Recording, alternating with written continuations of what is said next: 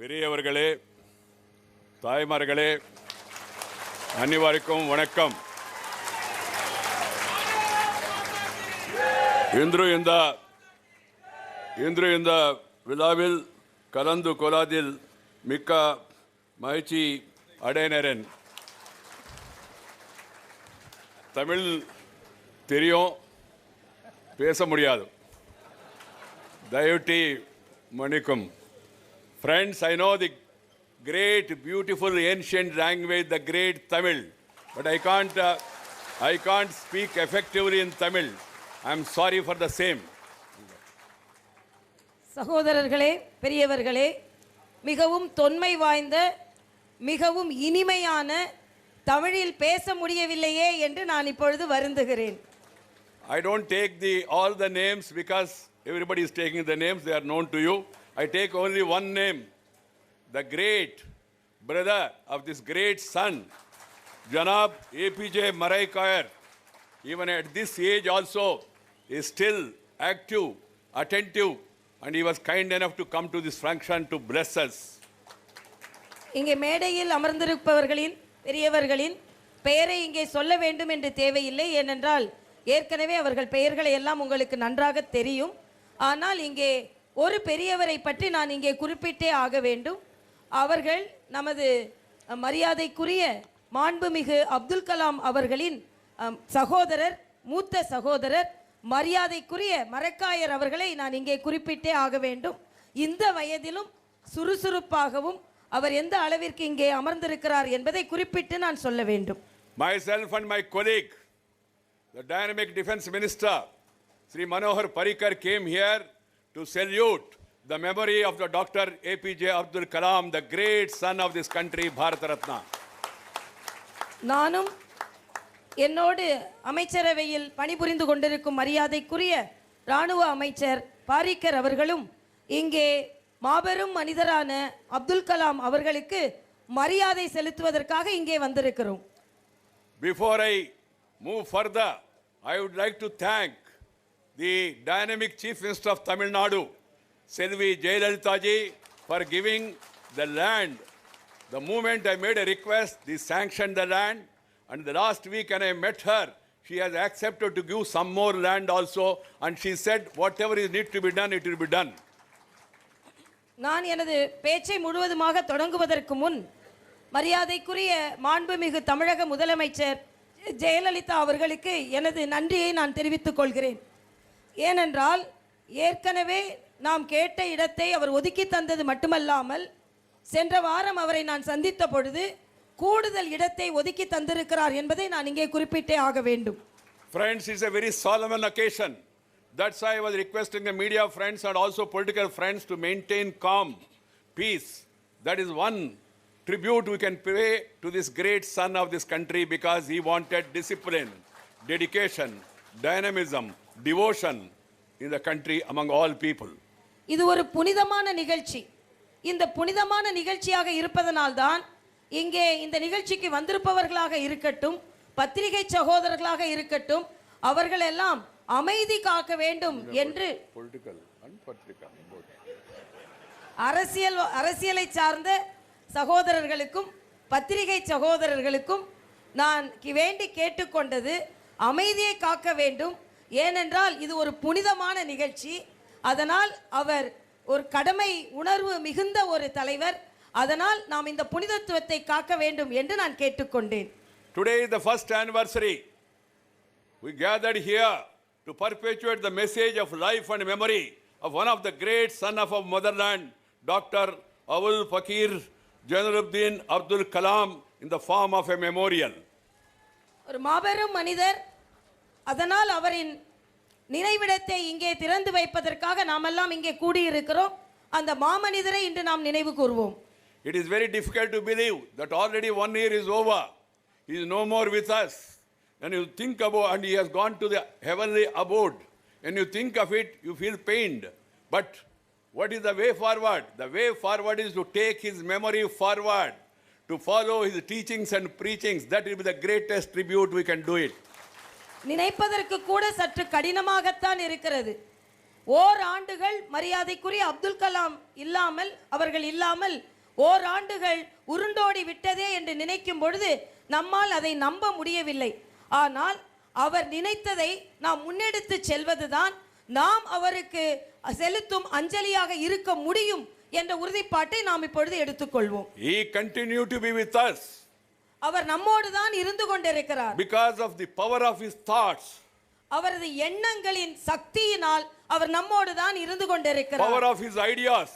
அவரது சிந்தனைகளினால் அவர் நம்மோடு தான் இருந்து கொண்டிருக்கிறார். The power of the examples he has set before the country and particularly the younger generation. அவர் ஒரு இளைய சமுதாயத்தினருக்கு முன்னுதாரணமாக இருந்து கொண்டிருப்பதால் இப்பொழுதும் நம்மோடு தான் அவர் இருந்து கொண்டிருக்கிறார். Power of his contribution to the greater cause of the motherland and humanity at large. அவர் இந்த நாட்டிற்கு அளித்த பங்கின் மூலமாக நம்மோடு தான் எப்பொழுதும் இருந்து கொண்டிருக்கிறார். Dr. Kalam will live forever in our minds. Doctor Kalam அவர்கள் எப்பொழுதும் வாழ்ந்து கொண்டிருப்பார்கள், நம் இதயங்களில் எப்பொழுதும் வாழ்ந்து கொண்டிருப்பார்கள். Then people may ask, why the memorial then? அதனால் வாழ்ந்து கொண்டிருக்கிறார்கள் என்றால் எதற்கு நினைவிடம் என்று மக்கள் நம்மிடம் கேட்கலாம். A memorial, besides being a symbol of our collective gratitude to such people for what they have done for us, it is also like a temple or a mosque or a church or a masjid to present for the future generations to remember. That is the Indian system, culture and heritage. அவர் நமக்கு ஆற்றிய பங்கு மட்டுமல்லாமல் இந்த நாட்டிற்கு அவர் ஆற்றிய பங்கிற்காக ஒரு நினைவிடம் இங்கே எழுப்பப்படுகிறது.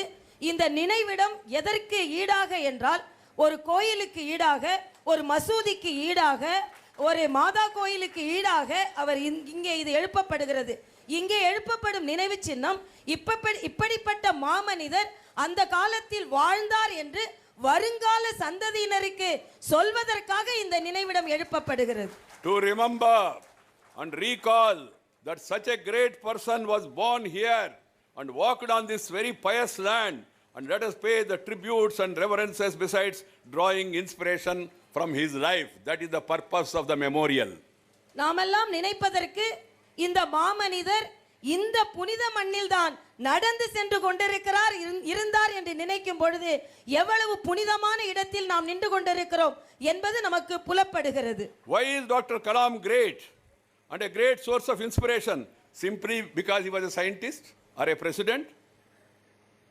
ஏன் கலாம் அவர்கள் ஒரு முன்னுதாரணமாக திகழ்ந்தார்? ஏன் ஒரு தாக்கத்தை ஏற்படுத்தினார்? அவர் ஒரு விஞ்ஞானியாக இருந்தால் என்பதனால் மட்டுமா? There were several scientists. There were several presidents also. பல விஞ்ஞானிகள் இருந்தார்கள், பல குடியரசு தலைவர்களும் இருந்தார்கள். He was different because he lived differently, thought differently and acted differently. அவர் ஒரு மாறுபட்டவராக தலைவராக இருந்தார். ஏனென்றால் அவர் ஒரு மாறுபட்ட எண்ணத்தை கொண்டிருந்தார், ஒரு மாறுபட்ட செயலாற்றலை கொண்டிருந்தார், ஒரு வித்தியாசமான எண்ணத்தையும் செயலாற்றையும் கொண்டிருந்ததால் அவர் மதிக்கப்படுகிறார். He overcame several odds and challenges that are common to most of us. அவர் மிகப்பெரிய சவால்களை எதிர்கொண்டார். நம்மை போல நாமெல்லாம் சாதாரணமாக எதிர்கொள்ளும் சவாலை போலவே அவரும் மிகுந்த சவால்களை வாழ்க்கையில் எதிர்கொண்டார். He had a mission in his life and he has completed that mission, fulfilled it to his fullest satisfaction. அவருக்கு ஒரு தொலைநோக்கு பார்வை இருந்தது. அந்த தொலைநோக்கு பார்வையை தனது வாழ்நாளில் முழுமையாக அவர் நிறைவேற்றினார் என்பதை நாம் புரிந்து கொள்ள வேண்டும். He has pursued his life for the cause of the nation without wavering, even during times of crisis.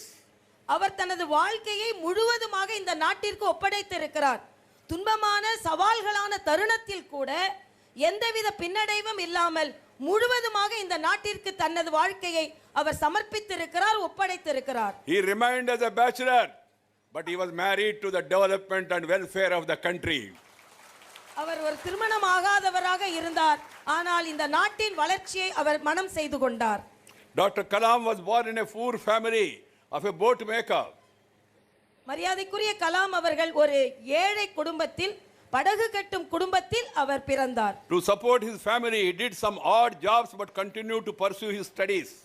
அவர் குடும்பத்திற்கு உதவி செய்வதற்காக பல சவாலான தொழில்களை அவர் மேற்கொண்டார். ஆனால் அதை மேற்கொண்டாலும் அவர் தனது படிப்பை நிறுத்தவில்லை, தொடர்ந்து கொண்டே இருந்தார். He has mastered the intricacies of science to strengthen the defense mechanism of the country. அவர் இந்த நாட்டில் உள்ள ராணுவ தளவாடங்களின் அந்த நுணுக்கங்களை கற்றுக்கொள்ளும் படிப்பை மிக நுணுக்கமாக கற்றுக்கொண்டார். He explored the contours of the space to the world of threats to his motherland that could be originating from unknown frontiers of space. அவர் விண்ணுலகை நன்றாக கற்றுக்கொண்டு விண்ணுலக விஞ்ஞானத்தை இந்த நாட்டிற்காக உதவ வேண்டும் என்ற நோக்கில் அவர் கற்றுக்கொண்டார். Dr. Kalam conceived Agni and Prithvi for the sake of his country and rightly came to be known as Missile Man. அவர் அக்னி, பிருத்வி போன்ற விண்கணங்களை அவர் ஏவி விண்கல மாமனிதராக அவர் உலா வந்தார். He was the key player in our Pokhran 2 nuclear test, which was validated our country's capabilities in mastering the power of invisible particles of an atom.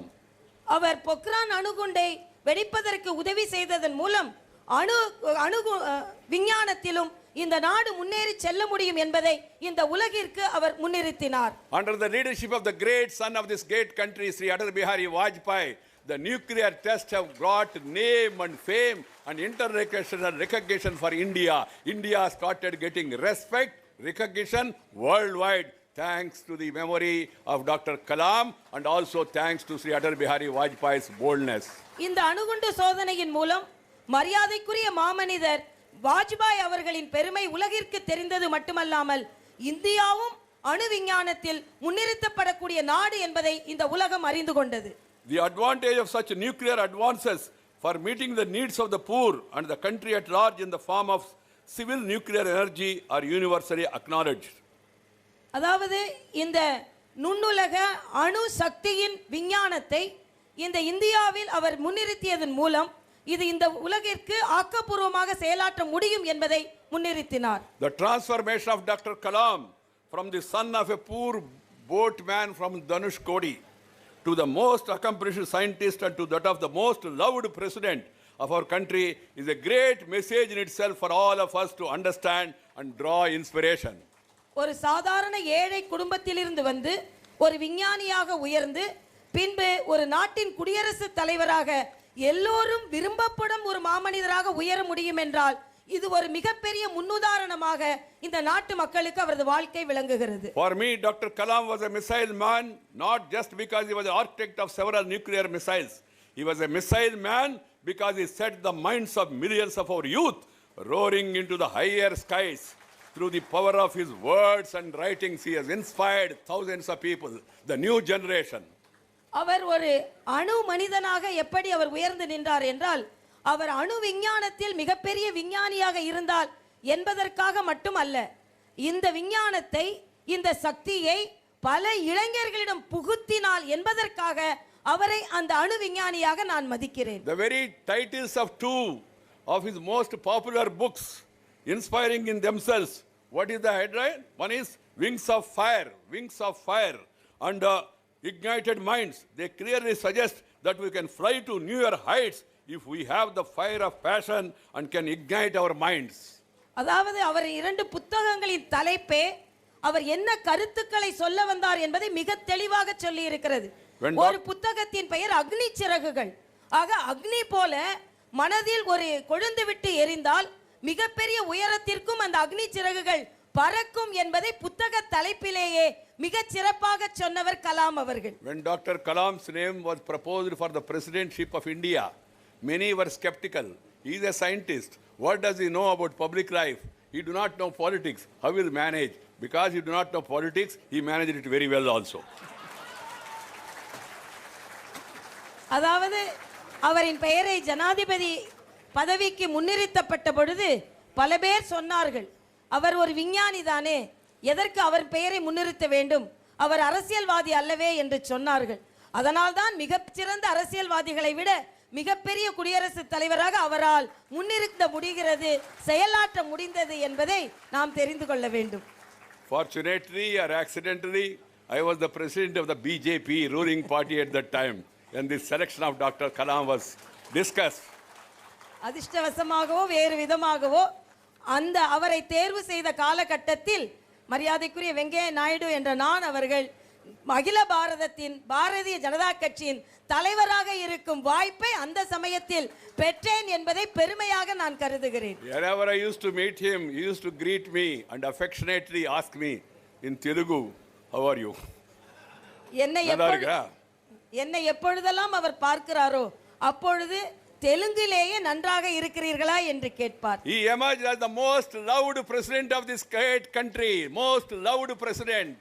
அவர் இந்த நாட்டின் மிக மிக அன்பான எல்லாராலும் விரும்பப்படும் குடியரசுத் தலைவராக மேலெழுந்து வந்தார் என்பதை குறிப்பிட்டாக வேண்டும். He became immensely popular from Kanyakumari to Kashmir, from Attak to Cuttack, among every section, irrespective of caste, creed, sex, religion and region. All Indians, they loved Kalam without exception. Kalam அவர்கள் எல்லோருக்கும் பிடித்த ஒரு குடியரசுத் தலைவராக, எல்லோருக்கும் ஒப்புக்கொண்ட ஒரு குடியரசுத் தலைவராக, காஷ்மீர் முதல் கன்னியாகுமரி வரை ஜாதி மத இன வேறுபாடு இல்லாமல் அனைவரும் விரும்பப்படும் ஒரு குடியரசுத் தலைவராக அவர் இருந்தார். While advancing the cause of the defense might of our country successfully, Dr. Kalam was equally passionate about our country emerging as a leading economic power.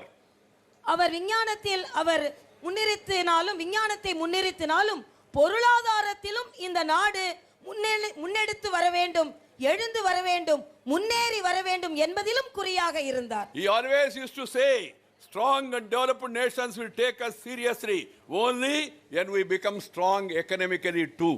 That was the point he was making. நாம் ஒரு வல்லரசாக மாற வேண்டும் என்றால் நாம் பொருளாதாரத்திலும் வல்லரசாக வேண்டும், அப்பொழுதுதான் நான் வல்லரசு நாடாக மாற முடியும் என்ற கருத்தை மிக வலிமையாகவே அவர் எடுத்துச் சொன்னார். He was full of ideas in this regard. When he was the president, he came out with a novel idea of providing urban amenities in rural areas. Pura, our government is carrying forward his vision of Dr. Kalam. அவர் எப்பொழுதுமே நல்ல யோசனைகளை முன்னிறுத்துபவராக இருந்தார், நல்ல திட்டங்களை முன்னிறுத்துவராக இருந்தார். ஒரு நகர்ப்புறத்தில் உள்ள வசதிகள் அத்தனையும் கிராமப்புற மக்களுக்கும் கிடைக்க வேண்டும் என்று சொன்னார். அதன் வகையால் தான் பூரா போன்ற திட்டங்கள் எல்லாம் வந்தன என்பதை நான் இங்கே ஒப்புக்கொள்ள வேண்டும். Migration from village to urban areas has become a reality because education, employment, entertainment, economic opportunities, enhanced medical facilities are all in towns. So people are leaving villages and moving towards towns. Even I left rural development and became an urban development minister now.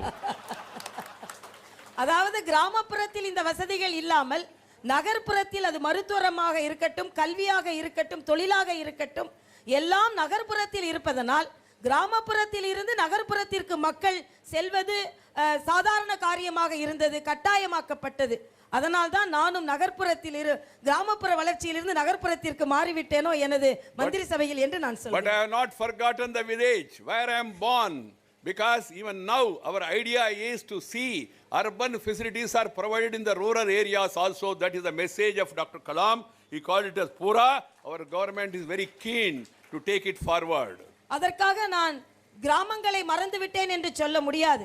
கிராமங்களை மறக்காமல் நகர்ப்புறங்களில் உள்ள அத்தனை வசதிகளிலும் கிராமங்களுக்கு கொண்டு வர வேண்டும் என்பதில் நமது அரசாங்கம் மிகவும் குறிப்பாக இருக்கிறது. அதனால்தான் நகர்ப்புற வசதிகள் கிராமத்திற்கும் கிடைப்பதற்கான அத்தனை திட்டங்களையும், குறிப்பாக பூரா போன்ற திட்டங்களை நமது அரசாங்கம் முன்னெடுத்து சென்று கொண்டிருக்கிறது. We always believe in taking care of the villages also. Sriman Atal Bihari Vajpayee was the Prime Minister and he brought the connectivity revolution, air connectivity, rail connectivity, highway connectivity, rural connectivity, tele-connectivity, telephone connectivity, port connectivity and also political connectivity he brought together for the country. நம் ஆட்சி, குறிப்பாக மரியாதைக்குரிய வாஜ்பாய் போன்றவர்கள் இந்த நாட்டை இணைப்பதிலேயே குறிப்பாக இருந்தார்கள்.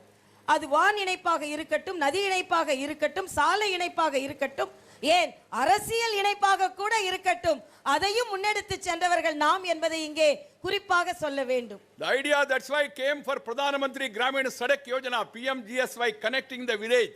If there is no road to the village, no development, no VDO, BDO, DDO, ADO, corrector, doctor, actor, tractor, nothing will go to the village. அதனால்தான் கிராமத்து சாலைகள் இணைக்கப்பட வேண்டும் என்ற திட்டத்தை நாம் கொண்டு வந்தோம். கிராமங்கள் இணைக்கப்படவில்லை என்றால் அங்கே எந்த அரசாங்க அதிகாரியோ மருத்துவரோ யாருமே அங்கே செல்ல மாட்டார்கள். அதனால் தான் இணைப்பதை நாம் முன்னிறுத்தினோம். Science and technology must reach the poor people. It must help the poor people. Then only research has meaning. That's the belief of Dr. Kalam and we totally agree with him and try to take his vision forward. விஞ்ஞானமும் முன்னேற்றமும் கிராம மக்களுக்கு பலன் தருவதாக இருக்க வேண்டும். அதனால்தான் அவரின் அந்த விழிப்புணர்வை, தொலைநோக்கு பார்வையை நாமும் முன்னெடுத்து சென்று கொண்டிருக்கிறோம்.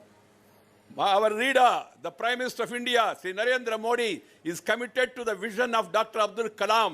I saw in the newspaper somebody said, instead of a statue or a memorial, why don't the government implement the vision of Kalam? We'll have the memorial, we'll have the statue, we'll also implement the memories and thoughts and vision of Dr. Kalam. And our Prime Minister Narendra Modi is also a visionary, is committed to this.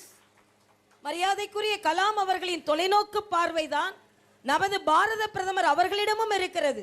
நான் பத்திரிகை படிக்கும் பொழுது பார்த்தேன், சிலை வைக்கிறார்கள், அவரின் தொலைநோக்கு பார்வையை முன்னெடுத்து செல்ல வேண்டியது தானே என்று கேள்வி கேட்டிருக்கிறார்கள். நாங்கள் சிலையும் வைக்கிறோம், அவரது தொலைநோக்கு பார்வையை, தொலைநோக்கு திட்டங்களையும் முன்னெடுத்து செல்கிறோம் என்பதை இந்த நாட்டு மக்கள் புரிந்து கொள்ள வேண்டும் என்பதையும் நான் இங்கே குறிப்பிடுகிறேன். That's why I feel that we should all join Modi, not Narendra Modi. Modi means MODI, making of developed India. That is our slogan. அதனால்தான் மோடி அவர்களிடம் நீங்கள் எல்லாம் இணைய வேண்டும் என்று நினைக்கிறேன். மோடி என்றால் நரேந்திர மோடி அவர்கள் என்பது இல்லை. இந்த முன்னேற்றமான ஒரு இந்தியாவை உருவாக்குவதில் நாம் எல்லாம் இணைந்து செயலாற்ற வேண்டும் என்று நான் கேட்டுக்கொள்கிறேன். This memorial will stand in a piece of land here. We have decided to improve the state of affairs in the town of Rameswaram, which was an important of his life, component of his life. இப்பொழுது ராமேஸ்வரத்தில் இது ஒரு சின்ன இடத்தில் இந்த நினைவிடம் நின்று கொண்டிருக்கிறது, சிலை நின்று கொண்டிருக்கிறது. ஆனால் அவரின் நினைவோடு ஒன்றிய இந்த ராமேஸ்வரத்தின் முன்னேற்றத்திலும் நாம் குறிப்பாக இருக்கிறோம் என்பதையும் நான் இங்கே சொல்லியாக வேண்டும். The twin words of Kasi and Rameswaram have a huge significance for the cultural legacy of our country. இரட்டை நகரங்களான புனித நகரங்களான காசியும் ராமேஸ்வரமும் நமது நாட்டின் ஆன்மாவோடு ஒன்றி பிணைந்தது. It is a dream of all people, particularly old people and also younger generation, to visit these two places during their lifetime. நம் நாட்டில் உள்ள அத்தனை பேருக்கும், அது வயதானவர்களாக இருந்தாலும் சரி, இளைஞர்களாக இருந்தாலும் சரி, அவர்கள் கனவு என்ன என்றால் இந்த இரண்டு இடங்களையும், காசியையும் ராமேஸ்வரத்தையும் வந்து பார்த்துவிட்டு சென்றுவிட வேண்டும், துதித்துவிட்டு சென்றுவிட வேண்டும் என்பது அத்தனை பேரின் கனவாகவும் இருந்து கொண்டிருக்கிறது. Thousands of years ago, Lord Rama is believed to have built a bridge here across the sea to Lanka. 1000 ஆண்டுகளுக்கு முன் மரியாதைக்குரிய நமது ராமன் அவர்கள் இலங்கைக்கு ஒரு பாலம் கட்டினார் என்பது வரலாறு. This is the great pious land which is the karma bhumi of Dr. Abdul Kalam. இது ஒரு புனித தலம், மரியாதைக்குரிய அப்துல் கலாம் அவர்கள் வாழ்ந்த புனித தலம் என்றே நாம் சொல்ல முடியும். Keeping this in historic significance, Rameswaram, in fact, this town is part and parcel of the life of such a great man. We have included this town under the mission of Amrut, Atal Mission for Rejuvenation and Urban Transformation.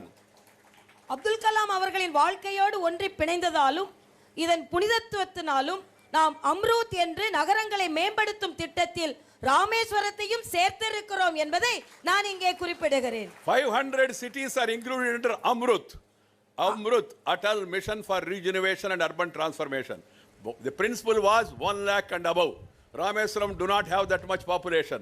But as a memory to Dr. Kalam, Sri Narendra Modi ji, Prime Minister, and myself, we discussed and have decided to increase a special case, this Rameswaram town under Amrut schemes. 500 நகரங்கள் தான் இதில் தேர்ந்தெடுக்கப்பட்டிருக்கிறது. அம்ரூத் என்றால் அந்த நகரத்தை முழுமையாக மேம்படுத்தும் திட்டம் என்று பொருள். அந்த நகரத்தை மேம்படுத்த வேண்டும் என்றால் அந்த ஊரில் லட்சக்கணக்கான பேர் இருக்க வேண்டும், மக்கள் தொகை 1 லட்சம் இருக்க வேண்டும். ஆனால் ராமேஸ்வரத்தில் மக்கள் தொகை கிடையாது. ஆனாலும் மரியாதைக்குரிய அப்துல் கலாம் அவர்களோடு பின்னி பிணைந்த இடம் என்பதால், அவர் பிறந்த இடம் என்பதால் நாம் விலக்கு அளித்து இந்த ராமேஸ்வரத்தையும் அம்ரூத்தில் சேர்ப்பதற்கு நானும் மரியாதைக்குரிய பிரதமர் மோடி அவர்களும் சிந்தித்து செயலாற்றி இருக்கிறோம். மரியாதைக்குரிய கலாம் அவர்களுக்கு மரியாதை செலுத்த வேண்டும் என்ற நினைப்போடு. We have also approved projects with an investment of about 48 crores for Rameswaram, 48 crores to start with, for the sewerage networks to be improved at the cost of 45 crores and 3 crores for the parks in the town. அதாவது இந்த ராமேஸ்வரத்தை முன்னேற்றுவதற்காக 48 கோடி முதலில் நாம் ஒதுக்கி இருக்கிறோம். அடிப்படை கட்டமைப்பை சரி செய்வதற்கு 45 கோடியும் இங்கே உள்ள பூங்காக்களை நிறுவுவதற்கு 3 கோடியும் ஆக 48 கோடி ரூபாய் ராமேஸ்வரத்திற்கு முதலாக ஒதுக்கப்பட்டிருக்கிறது என்பதையும் நான் இங்கே தெரிவித்துக் கொள்கிறேன். Drainage, what you call? Drainage. பாதாள சாக்கடை. சாக்கடை. ठीक है. The friends, 3 crores will be spent on greenery, parks. 3 கோடி பூங்காக்கள் அமைப்பதில், அதாவது பசுமையான பூங்காக்கள் அமைப்பதில் செலவிடப்பட இருக்கிறது. This is a token we could do for the memory of Dr. Kalam. நாம் இது ஒரு சின்ன உதாரணம், நாம் கலாம் அவர்களுக்கு கொடுக்கும் ஒரு சின்ன பங்களிப்பு என்பதான் நான் சொல்ல முடியும். I have also decided today that we will construct 53 rooms of guest house by the central government for the people who are coming to Rameswaram at the cost of 23 crores. Again, I am thankful to Selvi Jayalalitha ji, the Honorable Chief Minister of Tamil Nadu, for having agreed to give the land. 223 கோடி ரூபாயில் 53 அறைகளோடு ஒரு ஓய்விடம் இங்கே கட்டப்பட இருக்கிறது. அது இந்த ராமேஸ்வரத்திற்கு வரும் மக்கள் தங்குவதற்காக, இதற்காகவும் உதவி செய்த மரியாதைக்குரிய முதல்வர் அவர்களுக்கு எனது நன்றியை நான் தெரிவித்துக் கொள்கிறேன். And as a token from my own department, I want the officers to name this guest house as Dr. APJ Abdul Kalam Holiday Home. Though he never took holidays. அந்த தங்கும் விடுதிக்கு மரியாதைக்குரிய அப்துல் கலாம் விடுமுறை விடுதி என்று பெயர் வைக்கலாம் என்றிருந்தேன். ஆனால் அவர் வாழ்க்கையில் அவர் விடுமுறையே எடுத்துக்கொண்டதில்லை என்பதையும் நான் இங்கே வலியுறுத்த விரும்புகிறேன். While Dr. Kalam, a karma yogi, is associated with Rameswaram, another karma yogi, Sri Narendra Modi, our Prime Minister, represents Kasi, that is Varanasi. So Rameswaram and Varanasi, see the connection, thoughts and action. 2 கர்மயோகிகள், ஒருவர் காசியோடு இணைந்தவர், இன்னொருவர் ராமேஸ்வரத்தோடு இணைந்தவர். 2 மிகப்பெரிய கர்மயோகிகளை எப்படி இணைத்திருக்கிறது இந்த நாடு என்பதை நாம் நினைத்து பார்க்க வேண்டும். The Honorable Prime Minister told me, you go, you visit, lay foundation, come back and discuss the details of the architectural plans and about the memorial with me, so that together we can make a magnificent, not about the size, the magnificent memorial for Dr. Kalam. This is what the Prime Minister told me.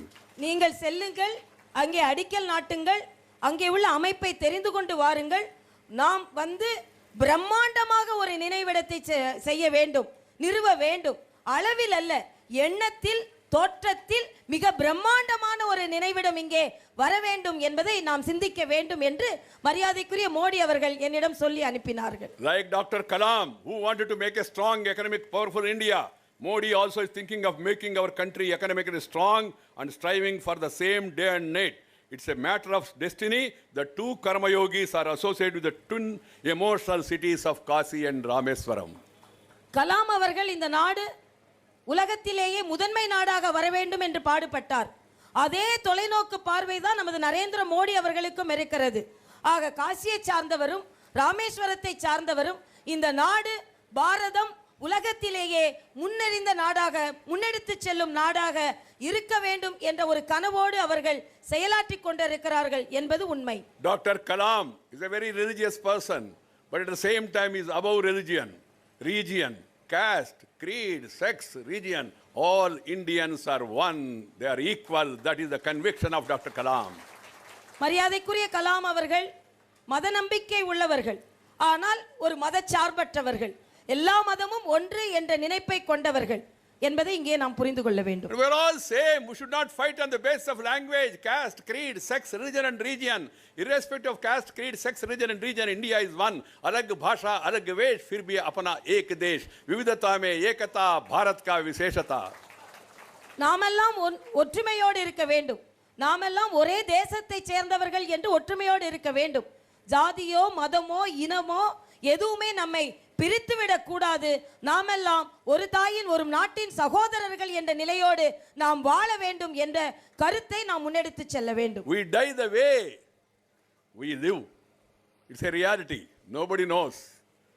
Dr. Kalam always thought of igniting the minds of students and the youth so that they could reach great heights by breaking all shackles. நாம் எப்படி வாழ்கிறோமோ அப்படித்தான் நமது இறப்பு இருக்கும். மரியாதைக்குரிய கலாம் அவர்கள் இளம் இளைஞர்களிடம், மாணவ மாணவிகளின் வாழ்க்கையில் அவர் ஒரு ஒளியை ஏற்றி வைக்க வேண்டும் என்று நினைத்தார். அதற்காகவே வாழ்ந்தார். He relentlessly pursued this for 5 years as president, and thereafter he finally breathed his last while talking to a group of students in Shillong this day a year ago. அவர் 5 ஆண்டு காலம் குடியரசுத் தலைவராக எப்படி ஈடுபாடோடு பணியாற்றினாரோ அதே போல மாணவர்களுக்கு உரையாற்றி கொண்டிருக்கும் பொழுதுதான் ஷில்லாங்கில் அவர் மறைந்தார் என்பதையும் நாம் புரிந்து கொள்ள வேண்டும், உணர்ந்து கொள்ள வேண்டும். We can never repay our debt to Dr. Kalam for what he did to our nation, but the best way of seeking to do is to be guided by his life, by his vision, by his teachings and preachings. நாம் கலாம் அவர்கள் நம் நாட்டிற்கு செய்ததற்கு அந்த கடனுக்கு நாம் நன்றி சொல்லவே முடியாது, திருப்பி கொடுக்கவே முடியாத அளவிற்கு அவர் இந்த நாட்டிற்கு அவர் பணியாற்றி இருக்கிறார். ஆனாலும் நாம் அவருக்கு திருப்பி கொடுக்க முடியும் என்றால் அவரின் வாழ்க்கையை பின்பற்றுவதன் மூலம்தான் அவருக்கு நாம் அஞ்சலியையோ கடனையோ திருப்பி செலுத்த முடியும். The memorial that will come up here is a small tribute to this great man. இங்கே வரும் நினைவகம் மிகச் சிறிய ஒரு பங்களிப்பு, இந்த நாட்டின் பங்களிப்பு கலாம் அவர்களுக்கு மிகச் சிறிய பங்களிப்பு. Where statue at the outside for the people to remember, recall, and then a memorial inside, then a planetarium, an auditorium also will be there so that people come across the country, across the globe, they can come here, see the memorial, use the auditorium, see the planetarium. DRDO, Defense Research Development Organization, in which he himself has worked, they are coming out with a beautiful planetarium idea and also an auditorium. All the works of Dr. Kalam and all important events of his life, they will all be depicted in that display. உள்ளே நுழைந்தவுடன் ஒரு உயரமான மாமனிதரின் சிலை, பின்பு அவரது நினைவிடம், மாபெரும் அரங்கம், பின்பு ஒரு மிகப்பெரிய விண்கல கண்காட்சி உட்பட உள்ள கண்காட்சி ஆக இவற்றையெல்லாம் இங்கே நிறுவுவதற்கான ஒரு மாபெரும் திட்டம் இங்கே தீட்டப்பட்டிருக்கிறது. இங்கே வந்தால் கலாம் அவர்களை நினைத்துக் கொள்ளலாம், அங்கே கண்காட்சியில் பங்கெடுத்துக் கொண்டு அவற்றையெல்லாம் விஞ்ஞானபூர்வமாக தெரிந்து கொள்ளலாம், அரங்கங்களில் கூட்டங்களில் பங்கெடுத்துக் கொள்ளலாம். அந்த திட்டத்தோடு தான் இந்த நினைவிடம் செயலாற்ற இருக்கிறது. I am thankful to my colleague Sri Manohar Parika and his deputy for coming forward to take this responsibility. Though it is the basic responsibility of urban development because I deal with CPWD and other things, he came forward saying Mr. Kalam has worked for long in DRDO, they want to do it. I said thank you very much, please take over. இந்த நினைவிடத்தை நிறுவுவதற்கான பொறுப்பை என்னோடு மந்திரி சபையில் பணியாற்றி கொண்டிருக்கும் மரியாதைக்குரிய ராணுவ அமைச்சர் மரியாதைக்குரிய மாண்புமிகு பாரிக்கர் அவர்கள் எடுத்துக்கொண்டார். இது நகர்ப்புற வளர்ச்சி திட்டத்தின் கீழ் வந்தாலும், நான் அமைச்சராக இருக்கும் நகர்ப்புற வளர்ச்சி திட்டத்திற்கு கீழ் வந்தாலும் கலாம் அவர்கள் இந்த விண்ணுலக விஞ்ஞானத்தில் மிகுந்த ஈடுபாடு கொண்டார். அதனால் இதை ராணுவ அமைச்சகம் எடுத்துக்கொள்ள வேண்டும் என்று அவர் அதை எடுத்துக்கொண்டு தனது பங்களிப்பை அளித்ததனால் அவருக்கு எனது நன்றியை நான் தனிப்பட்ட முறையில் தெரிவித்துக் கொள்கிறேன். Our leader, the Prime Minister, wants all of us to work as a team, and he wants the center and state to work as a team, Team India. Unless Tamil Nadu progress, country cannot progress fully. So they have to work together. That's why we are working together with Purachita Devi, Selvi, Jayalalitha ji also, and whichever party, whoever may belongs, PM said take them along. And in our government, unlike past, PM presides, team decides. நமது பாரத பிரதமர் நரேந்திர மோடி அவர்களின் எண்ணம் என்ன என்றால், மத்திய மாநில அரசுகள் ஒற்றுமையாக செயலாற்றி மக்களுக்கான திட்டங்களை முன்னெடுத்து செல்ல வேண்டும் என்பதுதான். அதனால்தான் மத்திய அமைச்சரவையில் இருக்கும் நாங்களும் மாநில அமைச்சரவையில் இருக்கும் மரியாதைக்குரிய முதலமைச்சர் அவர்களும் இணைந்து செயலாற்றுகிறோம். நமது பிரதம அமைச்சர் சிந்திக்கிறார், அதை இந்த ஒற்றுமையுடன் நாம் செயலாற்றி கொண்டிருக்கிறோம். ஏனென்றால் அனைவருமே ஒற்றுமையுடன் செயலாற்ற வேண்டும் என்பது நமது பிரதமர் மோடி அவர்களின் எண்ணம் என்பதை இங்கே தெரிவித்துக் கொள்கிறேன். I would like to thank the state government, thank the local administration, the collector Natarajan, and also thank the Honorable Minister Manikandan, the other Minister Nilofar Kafil, Madam, and then also would like to thank the municipal chairman here and also the vice chairman of the Rameswaram municipality, the local party activists of the BJP, of the ADMK and all other parties, because it's not something connected with this party or that party, because Kalam is a no party man, all party man, all party man. And we should all, I'm happy the way the people have come here to attend this function, the way you all people have assembled here quietly, simply, neatly, in a decent manner, in a silent manner, because we are seeing some violence taking place across the globe, and we all have to move towards peace. That will be another great tribute to Dr. Abdul Kalam, because I told you discipline, dedication, devotion, determination are the favorite words of Kalam. Let all of us get rededicated to that on this first anniversary. Thank you. Nandri, vanakkam. இங்கே இந்த நிகழ்ச்சிக்கு என்னோடு இணைந்து பணியாற்றிய இந்த மாவட்டத்தின் collector அவர்களுக்கும் மற்றும் இங்கே மாநிலத்தின் அமைச்சர்களான மரியாதைக்குரிய மணிகண்டன் அவர்களுக்கும் மரியாதைக்குரிய நிலோஃபர் அவர்களுக்கும் மற்றும் இங்கே திரளாக கூடியிருக்கும் உங்கள் ஒவ்வொருவருக்கும் பல இடங்களில் பல பிரச்சனைகள் இருக்கிறது. இங்கே அந்த கட்சி இந்த கட்சி என்றில்லை. கலாம் அவர்கள் கட்சிக்கு அப்பாற்பட்டவர். அதனால் அனைத்து கட்சியை சார்ந்தவர்களும் இங்கே ஒற்றுமையாக கொண்டாடி கொண்டிருக்கிறோம் என்பதை தெரிவித்து நன்றி கூறுகிறேன். நன்றி, வணக்கம். I seek the cooperation of the local MPs, Sri Anwar Raja, who has been cooperating with us, and also the local MLAs and other functionaries also. Please cooperate in a very peaceful manner, positive manner, to see by the next anniversary the memorial comes here in a beautiful manner without any controversy whatsoever. Thank you. நான் இங்கே உள்ள நகரமன்ற தலைவர், துணைத் தலைவர், மரியாதைக்குரிய பாராளுமன்ற உறுப்பினர் அன்வர் ராஜா உட்பட அத்தனை பேருக்கும் எனது நன்றியை நான் தெரிவித்துக் கொள்கிறேன்.